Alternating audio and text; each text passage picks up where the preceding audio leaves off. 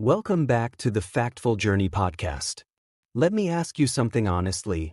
Have you ever wanted to speak, but your voice didn't come out? Have you forgotten what to say in front of teachers or bosses, felt nervous speaking English, or stayed silent in a group because you feared making mistakes? If the answer is yes, you are not alone. Millions of talented people stay unnoticed simply because they are afraid to speak. Today, we are going to fix that. In this episode, I'll guide you step by step on how to talk confidently with anyone, whether it's in English or any other language, on stage, in front of authority figures, or on social media, even when you make mistakes. By the end, you'll realize that confidence is not a talent, it is a skill you can build. Let's begin.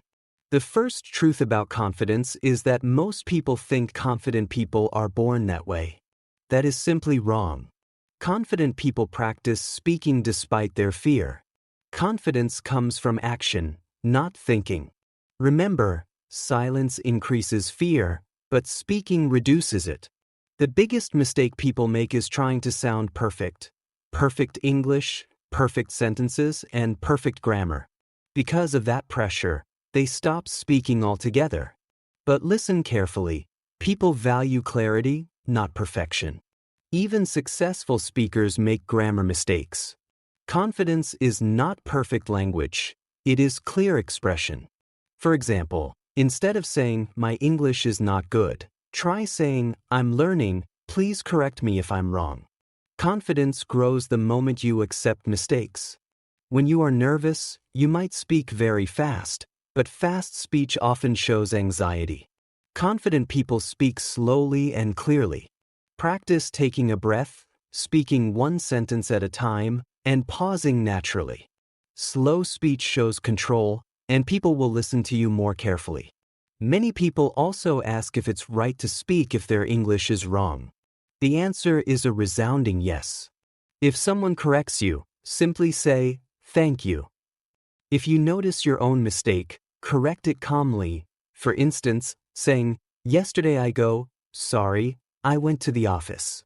No embarrassment is needed because mistakes show learning, while silence only shows fear. This applies to professional settings too. Students and employees often stay silent because they fear their questions are silly, but teachers and bosses actually respect people who ask questions. Try a simple formula: start politely, ask clearly, and end respectfully. Confidence is respectful communication, not loud talking. The same applies to the stage. Stage fear is normal, but it usually disappears after the first 30 seconds. Your goal is simply to survive the first minute. Practice your opening lines, look at friendly faces, smile slightly, and don't rush. The audience wants you to succeed. They are not your enemies. In the digital world, many fear posting videos because they worry about what people will say. But remember, people judge today and forget tomorrow. Start small by recording short videos and talking as if you were speaking to a friend. Authenticity, not acting, builds true confidence. Whether it's English or any other language, confidence is about clarity. Practice daily by talking to yourself in the mirror, recording voice notes, or repeating dialogues. Language improves through use, not through fear. Consider the story of Ria, who avoided speaking in college even though she knew the answers. Her teacher told her that her silence was hiding her talent. Ria started speaking just once a day in class. At first, her voice shook and people laughed, but she continued. 6 months later, she became a class presenter and eventually landed great job offers. Her talent was always there. Confidence simply unlocked it. Remember that your body speaks too. Stand straight, maintain eye contact, and avoid crossing your arms. Even if you feel nervous, a confident posture sends strength signals to your brain. Prepare before conversations by thinking about what you want to say and what questions might come up. Once the conversation is over, stop overthinking it. Don't replay your mistakes in your mind. Speak, learn, and move on. To build this habit, try a daily exercise. Speak to one new person, ask one question in a meeting, Record yourself for 1 minute and learn 5 new words. The hard truth is that people who speak imperfectly get more opportunities than silent, perfect thinkers.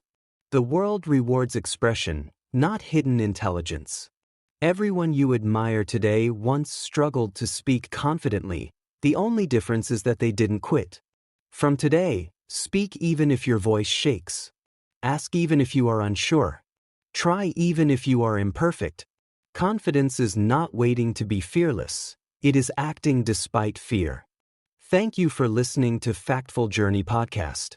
Your voice deserves to be heard. See you in the next episode.